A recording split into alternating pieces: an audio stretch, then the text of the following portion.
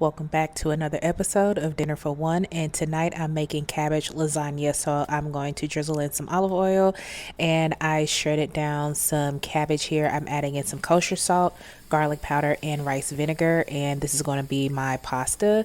And so I decided to do a quote unquote stir fry method because cabbage tends to hold a lot of water and I didn't want to boil it to add in more water, if that makes sense. So I'm just going to go ahead and work on my meat sauce. So I sauteed down some shallots. I added in half a pack of mild Italian sausage. I added in some fresh rosemary and thyme.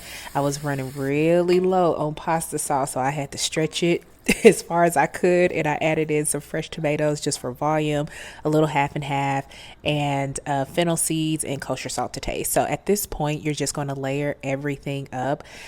For cheese, I used the Tillamook mozzarella and the cheddar blend that they kind of have. It's a prepackaged shredded cheese here. I wasn't going to be too picky about it, but I'm just layering everything up, and I'm going to put this in the air fryer. I put it at 400 degrees. I really didn't time it. I was just kind of gauging till the cheese was bubbly and crusty. So while it's cooking, I'm making a gremolata, which is just parsley, garlic, olive oil, and some lemon juice.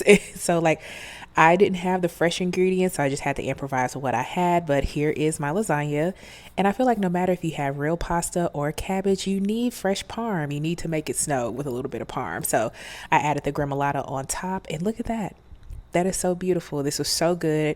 So this is really good for those of you who, are maybe being mindful of the carbs that you're taking in, or maybe you just love cabbage and want a different way to prepare it. But as always, I hope that this gives you some inspiration, and I hope to feed you soon. Bye.